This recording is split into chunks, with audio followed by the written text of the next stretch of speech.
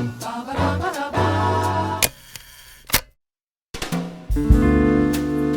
11, bro. Episode 11. This is when we start making the monies. This is when the people start showing up. Hey, 11's my favorite number. So 11's a good number. 11 is a good number. yeah, that's my number right there. Yeah, it's a pretty number. I'm much more of a 3, 5, or 8 guy, but I rock with 11. It's a good looking number. Yeah, I don't know. I guess it might be because my birthday is on the 11th, but still, I just like that 1 and 1. Like anytime I create a player, like on 2K or anything like that, he's number 11. Number 11. I've always done 35. I have no idea. Oh, I do know why now, but when I was little, 35 was always like for the double X and the 3X sizes. So I always got 35. But then I started really enjoying that number together. And when I started watching sports for myself, Allen Iverson wore number 3, Donovan McNabb wore number 5, and those were my 2 favorite athletes for a very long time. So that just worked out. And then when you put them together, you get the most perfect number, which is 8. 8 is a beautiful number. And so I rock with those, but that's not what this episode is. Hey, what's good, everybody? Welcome to the I Don't Be Knowing podcast. I hope you guys are doing well. We've missed you all, and we hope you've missed us as well. I'm Trox. It's your boy Reese. What up with your mind? Hey, listen. We got a new episode for you today, and this episode has a lot to do with our current climate and employment situation because people are hiring, and we got friends who have said, man, I'm struggling on these interviews. So we're going to get into that with this episode of I Don't Be Knowing the job interview process. So stick around and find out more about that. But before we even get into that, I'm going to go ahead and let you all in on a little secret. Reese and I kind of took a week off. We were just reevaluating everything. I took a vacation with some friends to Arizona, and it was the hottest I've been this year. On the day that we decided to go to the zoo, it was the hottest day of that week trip. It got up to 104 degrees, and we're out there and just struggling. I'm drenched in sweat. I'm dusty because it's outside in like this desert area that they kind of turned into Tiger King looking situations. And I was just like, bruh, if I don't get a sip of water, I'm going to pass out, man. And Reese, I'm pretty sure you know what that takes us to right now. Yes, the commercial. That's it. This is the ad for our sponsor, which is water. In case you don't know right now, not only do we be podcasting, we be sipping while we do it, and we be sipping on that H2O. So if you're out there and you're thirsty in those streets, look at Reese. That's a good sip model right there. Yo, that's one of them plastic cups that keeps everything cold. That's a good cup. Yeah. I mean, I hate it ain't see-through, so you know for sure that it is water. But thanks to our sponsors, he sent us some. So, thanks for the H2O. That's it. Now he gonna be in there with the smooth vocals, not the scratchy vocals, and he's gonna be in there with the good skin, not that dusty skin I had in Arizona because I didn't drink enough water. So that's it. If you want to replace this fake ad with a real one, hit us up on the inbox. We are excited to meet you and find out how we can help you bring your ads to life on the I Don't Be Knowing podcast. Now, let's go ahead and get into the show a little bit. And in order to do so, I hope he hydrated the throat.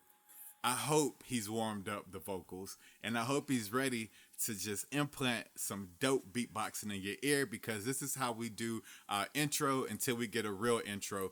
Reese, go ahead and knock him out with it. I'm going to try to catch the beat.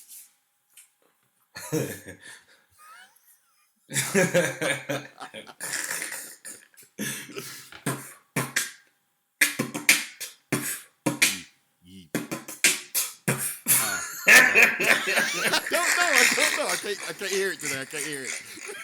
All right, here's the issue, y'all. Here's the issue. We've said it, we're going to say it again. Zoom does not allow 2 people to talk at the same time. So once Reese gets a beat going, I can't hear it if I start rapping. So we always get off beat. But he said last time, maybe I should rap first and he'll try to catch the beat. Yeah, possibly. I forgot about that. Or 2 episodes ago. So we're going to try that? Yeah, they're good. Yeah. All right. Hit it with the acapella. All right. in honor of last weekend where I had a very long conversation about why Pastor Troy is a great rapper, I think I'm going to channel my inner Pastor Troy for this episode. Oh, man. Okay. All right. Okay, here we go. Let me get some water real quick. All right. Well,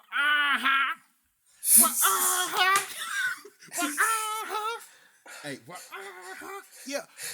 Listen, boys, out there podcasting, straight up relaxing. This the way we do it. Who's the pastor? Pastor podcasting. It's the one, the only. I don't be knowing. I don't be flowing. If you catch us outside on the mic, we probably snowing. It's a whole desert storm in this booth with Reese and Trox. They 100 proof, knocking them out, and that's all rocks. If it ain't no game and no sacks, then run it back. It's the I Don't Be Knowing podcast. Yeah, that's a fact. All right, that was weak, but we'll take it today. No, it was good. It was good. You didn't hear the beat behind it. That's the thing. Oh, that's it. I hope you took us back to the dirty South with that one. Look, yeah. Next time, remind me, I'll go Drake. No, I'll go John Legend next time. That's what we'll do. Okay. All right, I'll sing about my chest hairs or something. We'll do that. Okay. All right, y'all. So like we said, this episode is the I Don't Be Knowing podcast, episode 11, and we're here to talk to you all about job interviews and the questions that typically get asked on those. But before we do that, I want to remind you once again that friend of the podcast, wife of the big homie Reese, friend of mine, A.B. Hill, has new music out. She's been featured on a complete album by one of the newer artists that I've come across, but I think Reese knew about him way before I did. Reese, give us a little information on this man's name one more again. Man, his name's Shane Gang out of Raleigh. Doing big things, man. He's been posting his numbers on Spotify and YouTube, man. He's been getting ran up, man. So I think also he just announced he's going on tour with Conway the Machine, man, which is very, very big. Hey, very big. So bag, bro. Oh yeah, so he's doing good things, man. Hey, I'm happy to see it. I mean, I'm rooting for him, so that's what's up, man. Glad to see people win. Me too, brother. Me too. And yeah, I'll go ahead and say this real quick. People be like, man, I got this homie who does music, or check out this artist, and I'm always just like, out of respect for my friend, I'm gonna do it. But in the back of my head, I'm always just like, oh gosh, I hope I don't have to like. Yeah, make up a review. I mean, man, that one beat, man, was off the chain. I hope I don't have to look for the one reason why I can give this whole body work a compliment. Not the case, man. From top of the album to the bottom, I was blown away. I was like, he's got some Dreamville energy mixed in with like his own phonetic style, and I love the way he uses Amy in the two songs that she was able to creatively contribute on. Yeah. I was just like, this dude he's on to it. And then I saw he was with the homie Kazi. Yeah. You know Kazi? Yeah, well, know him is not the best way to say that. We met a couple of times, and I've seen him and recorded him on stage a couple of times back when me and Odell were recording music concerts. Okay. Yeah. But back then, he had such a buzz in the area that it felt like you were meeting a really big celebrity, and he was just so freaking humble and so down to earth about it. I was just like, we met Kaz, man, at the studio for the first time. We went to record, and he walked in, and it was a weird time. You know what I'm saying? Like, because it was pandemic time, and so you literally leery about being around people you don't know. You know what I'm saying? Just in a studio, whatever. But he came in. I think Amy had already done her hook and stuff, and he came in and he sat down. He was kind of quiet, Mm-hmm. And I had I knew if Shane, picked him to be on a song, he's got to be, dope. You know what I'm saying? But he came in like quiet and stuff, and he was like, I'm gonna go over my verse for a little bit, whatever. And I'm like, And I hope he comes alive, man. You know what I'm saying? Because this song's gonna be all right, But man, he got in there, and like I remember, like me and Amy looked at each other. I was like, "Holy shit!" Like he went in, man. Yeah. Excuse my language. And but he did his thing, man. So he came alive in there. Yeah, yeah. It, it's different when you like go to see somebody in the studio, and then when you see them actually perform on stage, that's an art in itself. Oh yeah. His ability to command the stage, his ability to engage each corner of the audience, each section of the audience, it was just like this smooth veteran style. It's kind of like Melo now, how Melo is kind of like a stand back three shooter where he used to like get a lot of work done in the paint. That's kind of like a decent comparison in my mind to what I witnessed when we saw him live at a lot of those Green Street Ruger performances. So, okay. Yeah, shout out to North Carolina, working with North Carolina, man. I love to see that. We gotta keep building it up and getting it on the map. But it's literally dudes like him where me and O were like very green and didn't quite know what we were doing. We just had a camera and was out there trying to capture the culture. Dudes like them kind of pulling us to the side and being like, hey, yo, next time maybe consider this, or I've seen other people in other arenas do stuff like this to capture these type of shots. It really helped us to understand better ideas of how to capture the culture. So it's those dudes that I'm just like trying to get these screenplays out for, so we can bring some spotlight back to North Carolina and give these dudes some cameos, if not some parts, on a big platform. But I'm a hush on all that because I don't want all these people to steal my idea. But speaking of all the people who may be listening, I want to shout out a couple of areas in the world that are really rocking with us right now. Off the top of my head, I think I sent it to you in email. Colorado, whoever is in Colorado listening to us, thank you so much for the downloads and for the shares. Hit us up on IG at idon'tbeknowing so we can shout you out officially, but we love you and appreciate you. California, hella deep. Thank you so much, Cali, for the love. North Carolina, just as deep. It's kind of a neck and neck race right now between Cali and North Carolina with all the love. So we appreciate you all. I believe there was some Nevada energy. I'm not quite sure. I think I have an idea who that may be, but either way, excited about that. Maryland's deep in the last episode.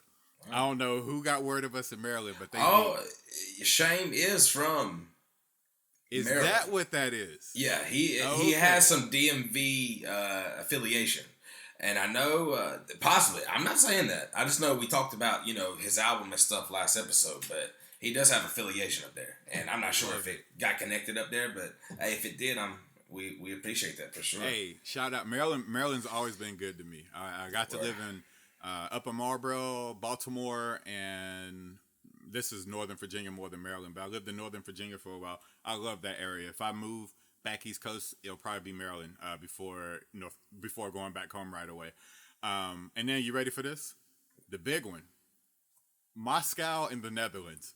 Whoever you are, we love you and we appreciate you. Jakob? Maybe it is old Yak Dog. Yak Dog! Maybe it is old Yak Dog. Yak Dog was our international student back when we were juniors and seniors, and he was from Denmark. He just became the homie. He became one of us right away. His birthday was just the other day, man. Man, happy belated birthday to old Yak Dog, man. Yeah, Yak Dog, man. Hope you're doing good, brother. Hope you're doing good. All right, let's go ahead and get into this episode, Reese. We are at the 14-minute mark. We're going to try, podcast people, okay? Brothers in podcast land, a.k.a. hashtag Big Bimpin'. We are going to try to keep this under 45 minutes today. Right now, wherever you're watching.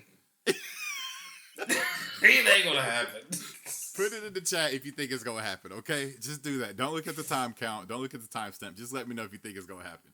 All right, Reese. Let's go ahead and talk about these job interviews. How many job interviews have you had in your life? Man, that's a great question. I would go out on a limb and say at 16, I got hired for the first job I applied to.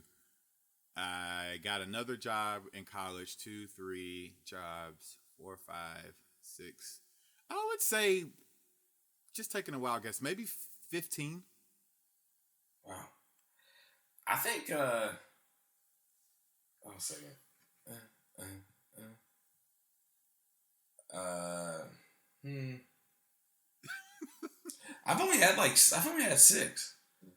Yeah, I feel like I've had like usually when I get a job I stay at a job. You know what I'm saying? Like I haven't really ever went around. You know what I'm saying? Like that with jobs. yeah. When I'm ready to leave a job or when I'm looking for a new job, I don't apply until I have like 10 jobs lined up. And by the power of numbers, I just think like if I submit to 10, I should get at least two callbacks. And so I try to lump it that way. And I would switch jobs every 3 years, except for my current job. I've been at this job for 5, 6 years now. But yeah, ever since I graduated high school, I would move every 3 years too. So that was always the new need. Yeah. But yeah, hopefully this next time my job interview will be for a screenwriting job or a producer saying, "Hey, we love your pages. We want to, work with you." I don't want to work for anybody else ever again. This is the last time I work for the man. Right. So let's get this out the way right now. What has been your best job interview where it just seemed like it was flowing, man? Probably my last one. My current job I'm at now. I've been here since August. Yeah, August of last year. Yeah. I don't know. I just felt like it went better. Like I felt like because my previous job I was there for 8 years, and it was one of those jobs where I just took it because I needed something. Honestly, and this job I felt like I was the most mature that I've been in a job interview, so I knew more questions to ask. I knew kind of what to look for and, kind of negotiate, you know what I'm saying? Know my worth a little bit and have leverage. You know what I'm saying? I already had a job. Yeah. I applied for this job. I took this interview. So if this didn't work out, hey, I go back to my other job, go back to the drawing board. But with this one, it was like, so I had nothing to lose. You know what I'm saying? So I just kind of bet on myself a little bit more, which people should do that more often. Yeah, I think more people should go into a job interview confident and betting on themselves and willing to walk away from a job that just isn't the best fit. Yeah. You got to kind of remember if they've invited you in, there's something on their resume that they like. So they want you to be a good fit, and you got to go in there with that attitude of I'm the person for this specific job. So to answer that question for myself, my last job interview was definitely my best job interview for those same reasons. A little more mature, a lot more prepared. I actually took a lot of time to research the company and took a lot of time to research similar companies within that region just to get an idea of like what sets this place apart, and then kind of use those stats during the interview, and it really blew them away. But most importantly, I just came in honest about my situation. I told them, at the time I had just moved to California from North Carolina. I was engaged and we needed the money, but I was also working a film editing contract that was coming to an end. And I just told them straight up, like, I need a steady job. We need benefits. And while you have me, I'm going to work my butt off. Like, this is the only thing I want to do with my life. But in the meantime, I'm going to be working really hard to be a video editor in my off hours. And as soon as the right job comes up, it's no disrespect to you all, I plan to leave. But after all of that, I ended up getting into screenwriting more than editing. And I'm still at this job. And it's not my dream job at all. But there's so much that I've learned at this job that's going to help me overall. So I appreciate the job in that way. But most importantly, I appreciate the idea of like being fully prepared for an interview, because that's what it's going to take to do anything, whether you're meeting with an investor or you meet them for your next ideal job. It's coming in and being prepared for that. So yeah. Do you mind if I ask what do you do right now? Yeah, absolutely. So right now I work at a legal headhunting firm in downtown Los Angeles, and essentially just think of how you have sports agents and talent managers. We do that, but for the top 500 law firms in the United States. So if you got the Michael Jordan of intellectual property law, we would represent that person and shop them out to different teams until a team wants to make a trade, and then we make a little money off that trade. So that's basically how it works. And by trade, essentially, we would literally take Michael Jordan from the Chicago Bulls, and if the Lakers are going to give him more money and Michael Jordan's ready to go, he would reach out to us. We set up the deal, and then we move him and get him taken care of. And then he starts working for the Lakers. So lawyers. But they're lawyers. Yep. Wow. Yeah. That's wild. I never knew that it even existed. Yeah, I honestly didn't know there were so many different forms of temporary hires and job recruiting with specific industries, but there is. So pretty much, a lawyer, there's like just a pool of lawyers at any point in time. Once you like, it shouldn't be hard. Is it hard for a lawyer to find a job? It depends. It's not hard for well-credentialed lawyers to find a job. It's hard for them to stay somewhere because literally there's bidding wars for these high-power attorneys, left and right. And I don't know if I can get into the specifics, but I'll say the biggest contract that I saw get closed was we negotiated an attorney who was making $3 million a year up to 6.5 a year. And he got to bring over his two favorite people from his previous law firm. So yeah, it's in demand. That's wild. That's wild, man. I never knew. I never knew that happened. Like, because Amy, she works at a law firm, and so I get to hear more than usual. Not more than usual, but just like, you get to learn more of how like a law firm works, you know what I'm saying? And like it's all the moving parts. It's wild. It is a wild place. Yeah, so it's cool in that way. And I get so many good screenwriting ideas just from seeing the magic. And then every now and again we get really high profile clients. Like we had I don't think I can say that, so never mind. But I'll tell you offline. Yeah, don't even put that out there. No, I'll tell you offline.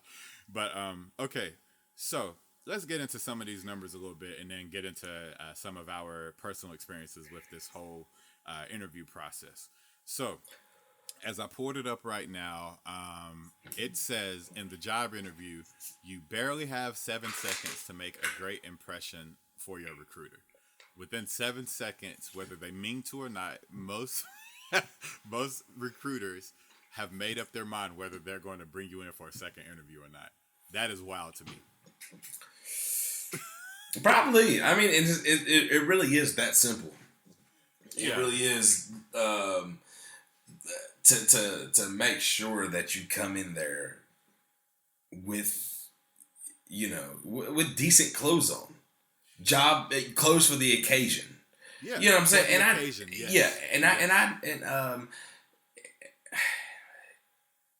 I don't know. Even if you don't have a lot of money, you know what I'm saying? Because I know there are people in that situation. You know what I'm saying, that maybe have less, that have to, it takes money to make money. You know what I'm saying? If you think about it like that. But there's ways that you can dress for the occasion. You know what I'm saying? And just being presentable. Yeah. And I know every job's not for the public or whatever like that, but at the same time, I feel like a job wants to put their best cheek forward. You know what I'm saying? Like they don't, they want somebody presentable. You know what I'm saying? When people are visiting or anything like that. So yeah, that's one of the things that we get asked a lot when we're taking a lawyer from law firm A to law firm B. The lawyers are often asking, so what's the culture there? How, are they casual? Is it business all day? Is it a lifestyle firm? Lifestyle firms are law firms that support your lifestyle. Like they allow you to work from home, work remotely, a lot of vacation. blah blah blah blah blah. And then it's the same thing you should be asking when you're preparing for an interview, is trying to figure out what is appropriate. I'll never forget this. I got to go to the editing bay for Black Lightning back when that was on the CW. And I was coming from work. So at my job, we got to be suited up every day. Like, you at least got to be in a pair of slacks and a nice button down. Well, I've never had that before. It's a blessing to not have to wear that. Okay. So I left that job in my business attire to go to this editing bay, and it's all these TV show editors and CW Studios over there in Burbank. I walk in and everybody's giving me so much respect, and everybody is just like, how you doing? How you doing, sir? Yeah, who you here to meet with? Da da da da. So then I get to the actual editing bay where they're literally cutting together that mid-season episode of Black Lightning, and the young lady who invited me to see how they work pulls me to the side after the interview, and she was like, "Hey, just want to let you know, you look really nice today, but everybody thought you were a producer because of how you dressed." And so with that, they thought I was in there for a boss job, not just observing the whole process. Because in the studio, everybody was typically in t-shirt and jeans, Hey, run with it. You be like that. Hey, be up there. Those memes when it says when you lied on your resume. Those videos. Exactly. Be like that one 16-year-old boy that was playing a doctor for months. Oh no, not him again. Not him again. I had his picture on his license. Yo, the balls, man, that is crazy. But that's my thing. I mean, to have a mind like that at 16, or even though he was doing bad, you know what I'm saying? And put people's life at risk. But just to pull that off, you have to have something. You gotta be crazy as hell. You gotta be crazy. But there's some. But if you can hone in those powers, there's no telling what you could do in this world. You know what I'm saying?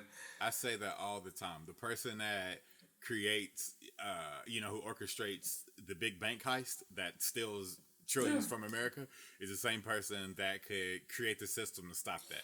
Hey, you're doggone right. You know what I'm saying? And it's like, I don't know if this is real or not, but I know movies, the FBI goes to the jail and gets the big hacker, to come help them and stuff like that. But you think about it. You think about some of the biggest drug dealers in the world. They could run these Fortune 500 companies. You know what I'm saying? They did. You know what I'm saying? But it's just, They are the Fortune 500s. The biggest drug dealers is pharmaceuticals. Yeah. But Message, but I don't be knowing. But no, 1,000%. I mean, I think, quote me if I'm wrong, I think after World War II, we went over there and raided the Nazi army to get some of their best scientists, and then we gave them jobs in the States. The government, and we used them to continue our technological and medical advances. That's wild. I mean, when you think about things like that. Yeah, it wouldn't surprise me. I think absolutely we get the best hackers in the world and say, hey, help us figure out how to hack these other countries. Yeah, you got to play the long game, But yeah. So with that being said, that was my best job interview, and I always just try to do this. Here's something I do be knowing. When I go into a job interview, I try to answer the questions. I try to stay on task. But also, I really try hard to get the interviewee to talk about themselves for two very specific reasons. Number one, if you get people talking about themselves to you, they feel like they have a connection with you because they feel like that conversation was a good one. That conversation, they got heard, they said what they needed to say, and now they feel like you're interested in them, so they feel connected to you. That's number one. Number two, if you listen actively, you'll find ways to make that personal connection deeper while also being able to retool that information about the job. Point in case. not this last interview, but a job I was really, really unqualified for. I think I could say this because I'm no longer there. When I first moved to DC, I got a job at a underwriting contract agency, and we were writing grants for NASA and all these other places. And I told them in college that I wrote hella grants for a lot of different people. Couldn't be further from the truth. But what we did do, and they started asking questions, right? And you gotta be careful when you do that. But what I did do with my weak answers was I asked them, well, what is your experience with this? Given my experience, what do you think I should be kind of excited about? And what might be some challenges? And what was your challenges like when you first started working here? I interviewed them. From there, they started talking about how they transitioned from working administration at UNC Chapel Hill. We talked about the Tar Heels. And then they started talking about how their daughter went there. And that was my way in. I ran that conversation into the ground, and then we got back to the work conversation. But sounds like one of our podcasts. Pretty much.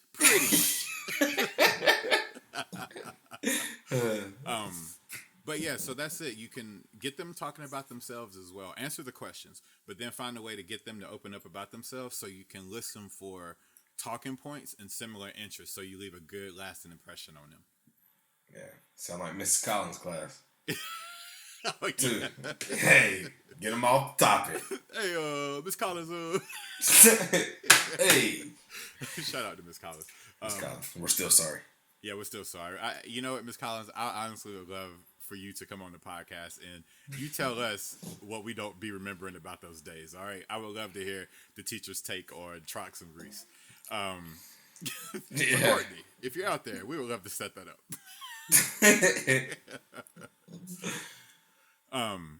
Yeah, so that's like one thing I always encourage people to do when prepping for an interview is go in, have a conversation, know the company, know the job, but also be open to have a conversation, because if you suck in them first 7 seconds and you don't leave a good impression, well, at least you can kind of recruit a lot of that with a good conversation. You took it deep. I mean, those are good points and everything. I just feel like when I go into mine, and I guess I ain't really ever had no like office interviews or anything like that for any office positions. It's always either been like delivery jobs or factory jobs, you know. So of course you want to look straight, you know, look good, but it's not stressed, you know what I'm saying, because they know the job that you're doing. But I feel like definitely as an appearance, you know what I'm saying, being upkept, if you take time to take care of yourself, I feel like that shows that you'll more than likely take time to take care of their equipment and their job or whatever like that, you know. But then also just trying to be like friendly or inviting, just with a smile, you know what I'm saying, having the right attitude, having the right, energy when you walk in the door. hey.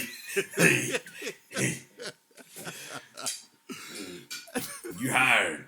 You are hired with that smile, sir. Ditchers. Hold this sign and get on the corner and flip it. Doing the sign dance. Yeah. Hey, sign dancers work hard, all right? I am not knocking no sign dancers. Hey, I think they make pretty good money. I mean, I feel like, I'm not going to say it's like pretty good money, but like for the job, I feel like it was definitely more than I expected. And it was like those Liberty tax. I don't know if y'all have them out there or not. But man, with the Statue of Liberty. The Statue of Liberty? Yeah. The sign dancer? Yeah. Oh, yeah. They be out there with that mascot head on and stuff. Yeah, they be killing it. Oh, yeah. That's crazy. I didn't think Liberty tax was that big. Oh, no, it's not. I just remember somebody we both know who was a prolific dancer in high school took his dancing way serious. He was our sign dancer in my neighborhood. Who? I'm not going to say it. We giggled, but we both know him, and he was like the pop locking champion of Eastern Red Dog. You know what I'm talking about without saying it? Oh, I hope so. I hope very nice fellow who wore glasses. Very nice fellow. Yeah. Ask me after this episode, all right? What did you try to get him to go up there and get a job? No, he was there. Oh, yeah. Golly. I came back home from DC one day, and he was out there dancing on the sidewalk, moonwalking, spinning the hell out that side. Man, we gotta find him. We gotta find him. Yeah, he was impressive, man. I was like, he's been practicing his whole life for this. I'm so proud of him, man. Hey, you know what I'm talking about now, don't you? I hope so. Okay, yeah. All right. So, sometimes you do this to your toe. Exactly. Okay, cool. Then. Plurals of that. Exactly. Yeah. Gotcha. But all right. So yeah, this whole job interview conversation. So I wonder how that job interview went. I wonder if he had.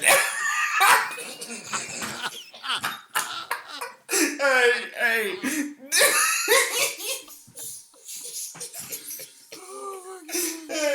Hey, did you have to? Hey, I wonder if you bring a routine to this interview. I need you to prepare a routine and be prepared to show me. Ooh, with the move. All right, watch the shimmy. Watch the shimmy with the shoulder spin.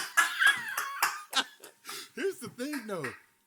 The side dancers be really talented. Like they really do, man. Wow. Man, I want to know this. I know there's the ones where you have that bracket on your hand and you never actually let go of the sign. You just spinning while dancing. Yeah. But some of them people be like flipping and they throw it up in the air and catch it while still dancing. By doing a split, they be doggone doing it. I'll knock myself out. I would knock myself clear out. And that's the thing. It's like they out there, not even like they in their own world. Is there a school for sign spinners that we don't know about? Is that a whole thing? There's got to be something. Could you imagine? There's got to be a YouTube channel or something.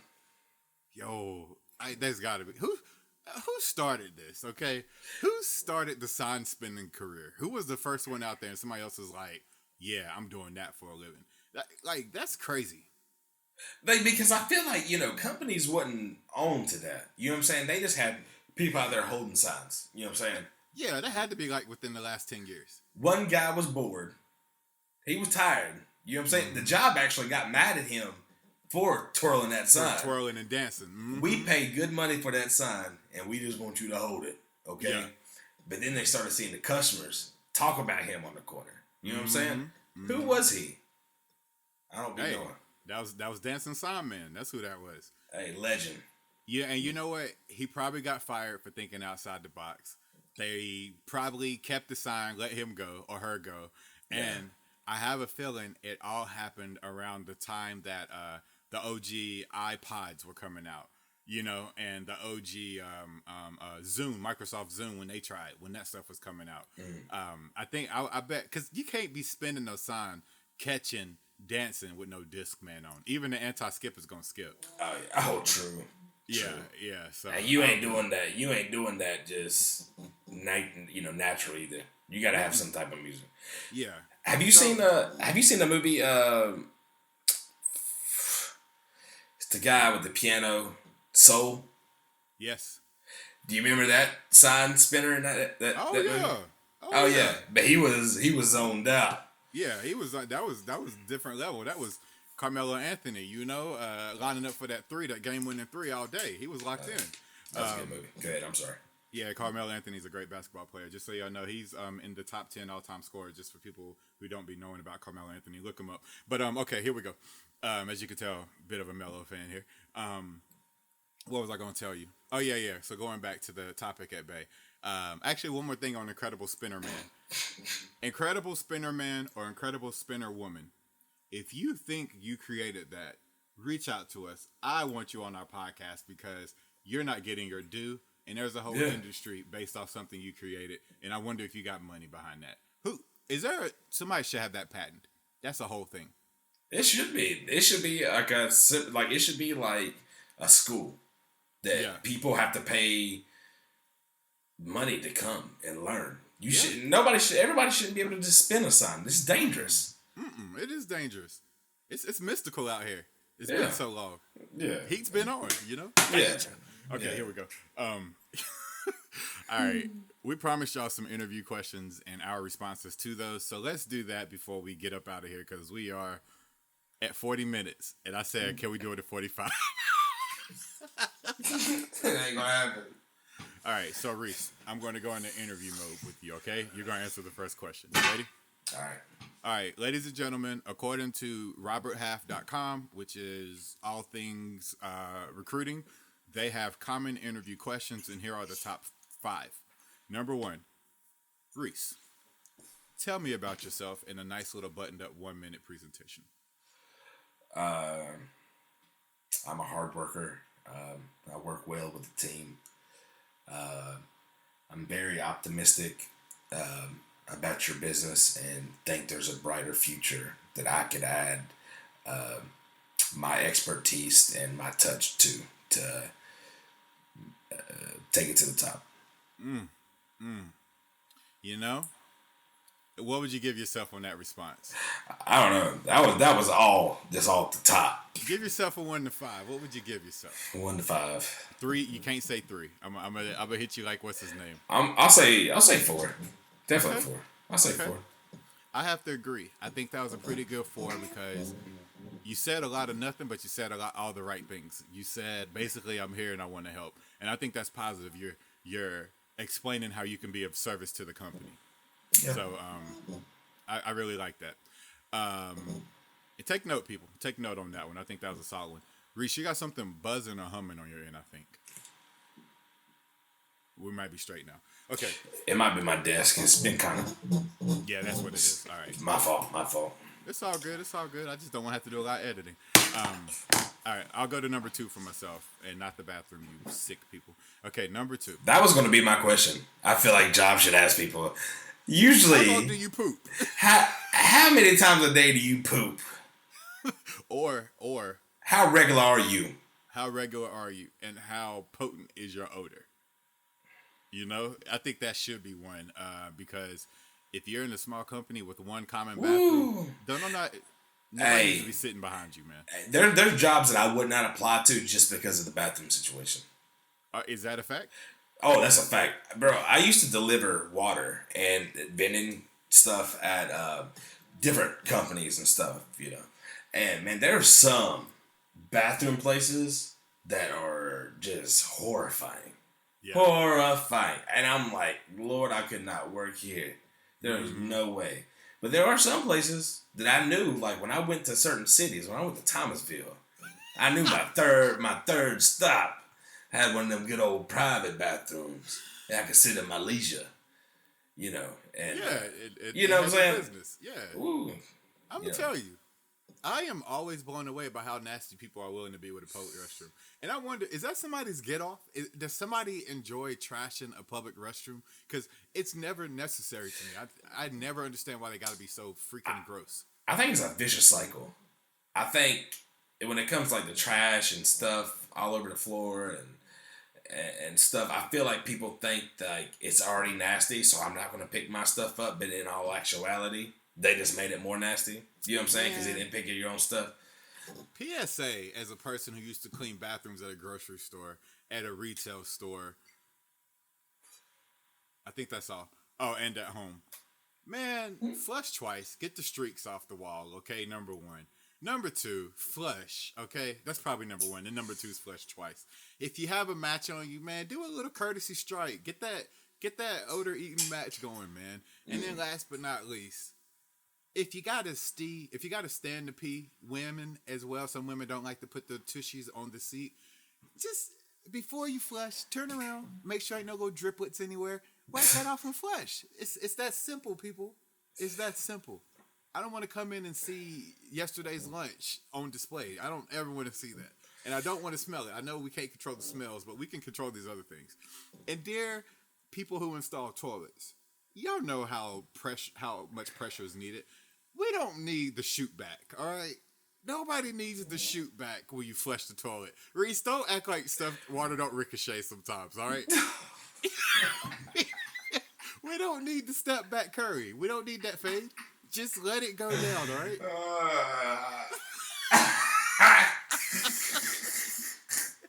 We don't want the shoot back. Okay, here we go.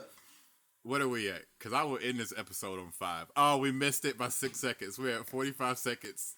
45 minutes and 6 seconds. Okay. I should have not went on my soliloquy about shootbacks. Okay. Hashtag shootbacks. All right, here we go. We'll answer one more each. Reese, ask me what attracted me to this company. Ask me that. That's the second question. Hey, Mr. Troxler, what attracted you to this company?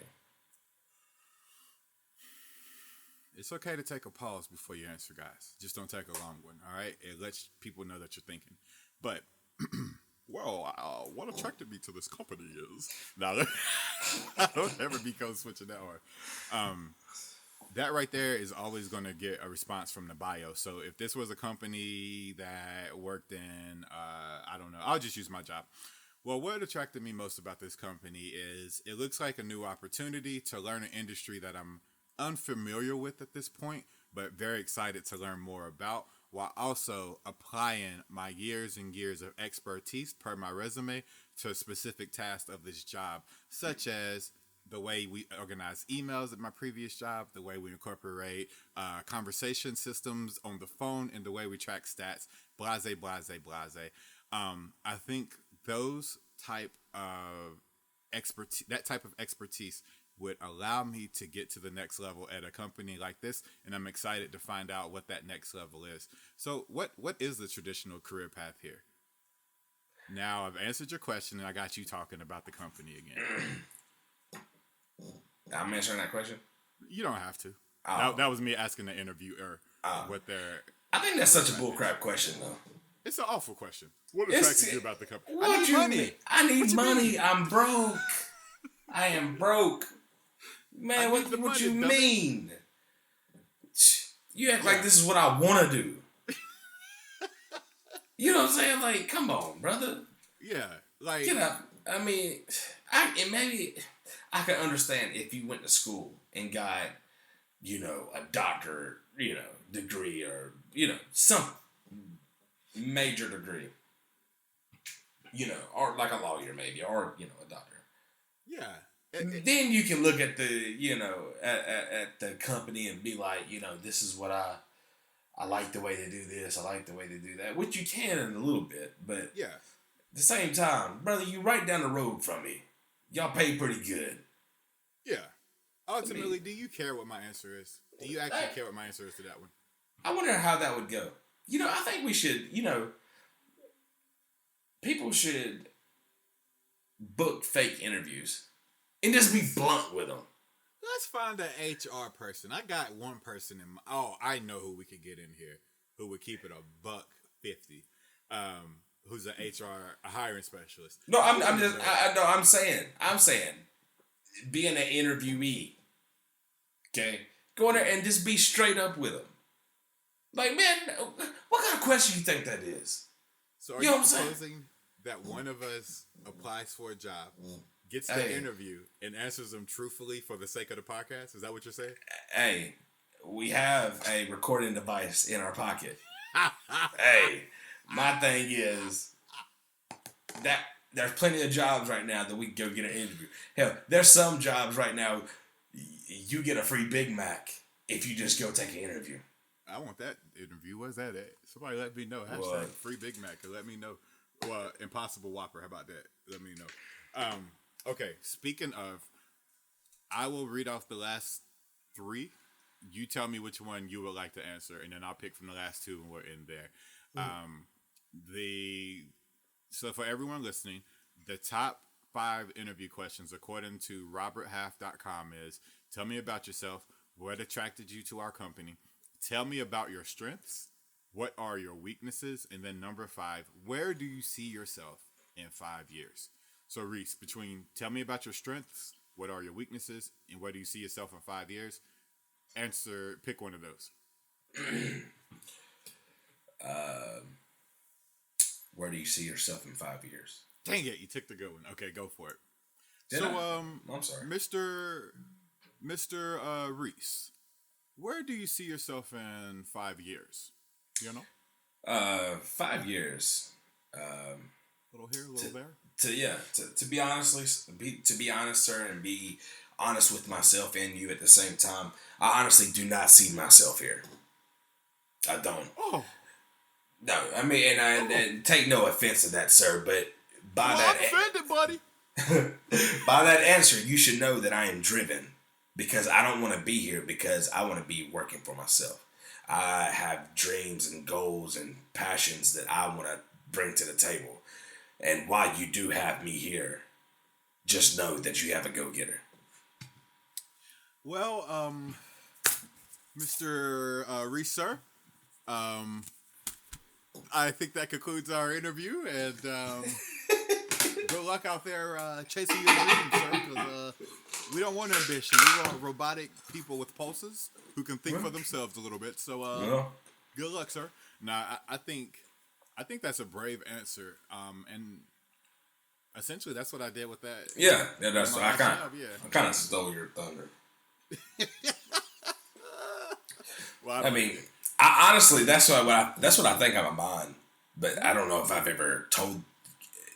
My job knows that I do catering and stuff like that, so they have to think like. Eventually, he would want to do his own thing. You know what I'm saying? If he was, why wouldn't he? Yeah, there's going to be a day real soon where you're going to need to hire someone to work for you or with you. I'm going to need an assistant to help me keep all my stuff organized. And personally, I don't want to hire an assistant who just wants to be an assistant. I want to hire someone who may even want my job so that they're working really hard to learn what I do and thinking ahead for me so that they can create a better system than the one I have in place already. And I'm with you. I think a lot of places will appreciate your answer of being ambitious and driven. And then I think there's places where that would intimidate the person doing the interview. So like you said about the attire, know where you're going and know what you're getting into before showing up and be prepared for that type of question. Because some places do want you to have a different thing going on, and some places want you to come in and donate bone marrow at that point. They want all of you. They don't want you to even think about leaving. So that's always a fun one. What does overqualified mean? My thing is, if I knew what job that I was applying for and I knew my qualifications, how am I overqualified? Yeah, I think that depends on a lot of variables, but I mean, I used to get overqualified feedback when I would apply for entry-level jobs when I first moved out here because I wanted a part-time job that would allow me to take care of some stuff while also freeing up my hours. And overqualified for me seemed to be like just these entry-level, no credential required jobs, and I'm coming in with like my little bachelor's and 4 years of experience in a similar work field. They didn't want to hire me because, I got it. I think overqualified means based off your credentials and based off your work experience, we won't be able to afford you. I think that's what they try to determine. I guess so. But like I said, at the same time, I knew what I came in here for. I agree. And I just need money. I agree. If that's the case, I'm not putting none of my stuff on the application. Yeah, I agree. And I kind of think about it from their perspective too. You coming in means that they've spent man hours interviewing you, reviewing your resume, doing your background check, and then getting your training set up. And then for you to come in and make money and then leave in 2 weeks, they got to start over while you've moved on to greener pastures. I think they kind of anticipate that so they avoid quote unquote overqualified candidates would be my assumption. But I don't be knowing. I just don't be knowing. But I'll tell you what I do be knowing. I do be knowing that we are approaching the very end. So I'll go with the last question, and it is, what are your weaknesses? For me, I don't have any. I'm just like, I'm the best at everything. I mean, I look nice. I like to drink my water. Like I'm a good person, you know. Now my weaknesses is a good opportunity for you to like be humble in an interview after they ask you to brag on yourself over and over again. And I think usually the best question would be, the best response is not using the word weakness and turning it into, well, I think my biggest area of opportunity in this position would be, looking at the job qualifications, the multitasking aspect. I think it's very hard for the average person to multitask. And the best way that I do that now, taking your weakness and turning it into a compliment, is I really do a little bit of all my tasks and then map out how long it's going to take me to do them. And then I choose the biggest one that's the most urgent and get that one done right away and then move on to the next one, so forth. That's how I counter my opportunity for growth, which is multitasking. Can't nobody hate on that. Can't nobody hate on a self-serving answer like that while making it about the job. So ultimately, what you need to know, in my opinion, as we get up out of here for today is when going in for a job interview, especially in the season where people are looking for jobs and places are looking to hire people again, is you don't need that job as much as they need you. So go in, weigh your options, ask the right questions, and be prepared to put your best foot in. And if you're being honest and you're 100 about the situation, the right places will say yes, and the wrong places will say no. And you get to go home knowing that you've made the best decision. Unless you got like 10 kids and you're hungry and your left sock just got wet for the 5th time that day because you're wearing sandals all day long, you might need to kind of lower your expectations and just get in there and get the job done right away and then move up to a different job. Because sometimes times it's hard. That's what it'd be like. It'd be like that. Yeah, so I'll leave you all with this little anecdote before I go. My worst job interview didn't even happen. It was for this very private investment firm in DC, and my interview was at 10:07 a.m. That was the actual start time. Yeah, they were very weird, and I got to the big double glass doors. They could see me at 10:06, fully decked out in a brand new suit from Burlington Coat Factory. Back when Steve Harvey's suits were good. Yeah, I came in there and they locked the door and said I was late. And from the door, I pressed the little button. No, I have a minute. And they're like, you really don't. The interview starts at 10:07, but we expect people to be in the lobby at 10 o'clock. Therefore, they have 4 minutes to get up the elevator to us, and they have 2 minutes to sit down and get ready in the lobby, and then they have another minute to make themselves comfortable within our actual room within our interview room before we start. Thank you for your time. Have a great day. And I was just like, I was so offended. But yeah, that was my worst job interview. One that didn't even happen because I was 1 minute early. Did you take the suit back? Oh no, brother! I wore that to the next interview within 2 days. So yeah, that was my worst job interview. Reese, I'm pretty sure the listeners would like to know yours if you have one. I don't know. I think I'm a hit, man. I'm a hit every time I come in there. Hey, that's what I'm talking about. Yeah, so like I said, I haven't had too many of them, but I don't think I've had a job interview that I didn't get. All right. So you quanting them. You just walk in the That's how you be coming in your interviews? If I'm thinking correctly, I'm pretty sure. I like that. All right. Well, hey, y'all take advice from Reese then, because I'll be out here shooting 20%. Reese 100. I'm pretty sure I'm 100. I'm gonna think about that some more, but I'm pretty sure every job interview I've had, I've gotten. Yeah, I have not. I have not. One day, remind me to tell you about the insurance sales job interview I went in. That was a cult. I was like, this is creepy. I want out. Please. All right. But on that note, ladies and gentlemen, this has been another episode of the I Don't Beknowing podcast. Thank you for meandering through the weeds of this episode with us. I got a couple of housekeeping things to go over before we get up out of here. First and foremost, I want to thank all the people that have made this thing possible today. Reese, thank you for being here. I'm going to thank myself. and always our wives and our parents for all the love and support that they and the confidence that they put into us. I want to thank our current employers who help us with our light bills and our internet bills so we can afford this equipment and do this podcast. And last but not least, I want to thank you, the listeners, for subscribing, for sharing, for rocking with us on Instagram, and for most importantly, being the people who give us 5-star reviews on iTunes so that we can get some sponsors.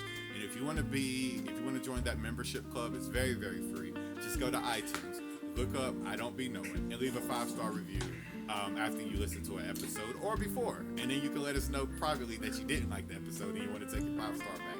So and just think about this being this voiceover right now with the undertones of your song playing out, fading out the end of this episode. How dope that would be. You know what I'm saying? So come on, artists. Hey, get us something in here, man. Get us something. Hey, we can switch this up, man. You got something releasing? Let us play it. You know what I'm saying? We'll play it for you. And we will play it.